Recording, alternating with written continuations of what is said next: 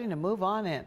Yeah, and this is the precursor to some rain chances for the weekend. So if you take that live look from Edgewater Beach, you'll notice a little bit of those high level clouds just sitting to our north. It overall hasn't brought us too many changes with our forecast so far this evening, nor do I anticipate it will, other than to kind of help keep actually our temperature a little bit on the warmer side as we head through the overnight hours. But like we said, this is setting the stage essentially for some better rain chances working back in not only Saturday, but Sunday as well. May not be a complete washout of a weekend, but you will have some decent opportunities, I think, both days to find some of those showers. There's some of that thicker cloud cover. If you look close, you can see a lot of that out towards the Kalamazoo area. That's that next system slowly starting to sink in. Hasn't really done much for us so far this evening, which is good news, especially if you've still got plans to be out and about. Temperatures, the farther south you are, actually a little bit cooler than areas farther to the west. Kind of interesting. We don't normally see it in that type of a pattern, but Sandusky right now, one of our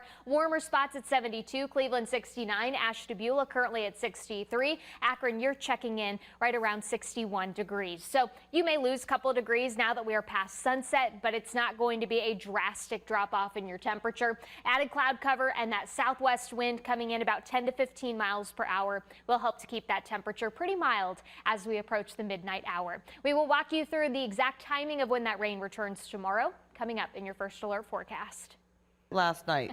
Yeah, I think this will be not as great of a show that we'll have tonight, but no fears. I mean, we're nearing what we call a solar maximum. So over the next year or so, we'll probably have plenty of more opportunities to enjoy the northern lights, provided we can get some of those clear skies. But it's usually this fall to winter transition time where we do tend to have a bit more of a battle with a lot more of those clouds. You'll notice right now the aurora strength, or how we measure it on a scale, extremely low. We would not be able to see it really for a good majority of tonight. Maybe a little bit of a hint of green on the horizon, but for the most part, this should be something that if we do see anything out of it, will stay likely well to our north. And like we said, we've got clouds starting to roll in. So that is the precursor to our rain chances returning as we look ahead towards the weekend. We will stay dry tonight, but you will notice those clouds slowly sinking in from the north. That is what's going to set the stage for better rain chances as we go through your Saturday. A little bit more widespread though as we go through your Saturday night. So a bit more hit or miss through the afternoon. We'll see that trend up in terms of coverage by tomorrow night, and then we'll just deal with more of these hit or miss showers through the second half of the weekend. But winds are going to be picking up on Sunday. And essentially, that's what's going to give us this next bigger swing in our temperatures by the time we get into the early part of this next week. You'll notice that north wind about 10 to 20 miles per hour.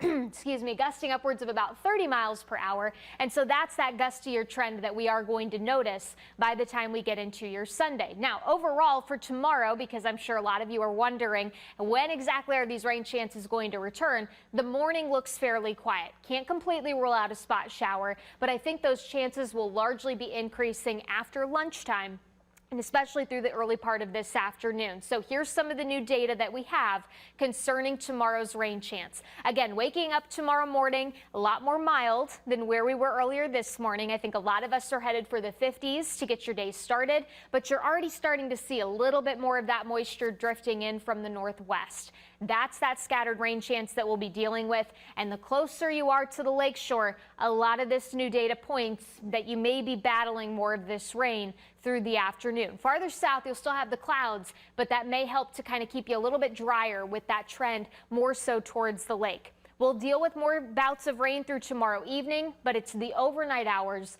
that will have that better opportunity of seeing some heavier downpours, potentially a couple rumbles of thunder in the mix as this first wave of activity slowly starts to clear out of here.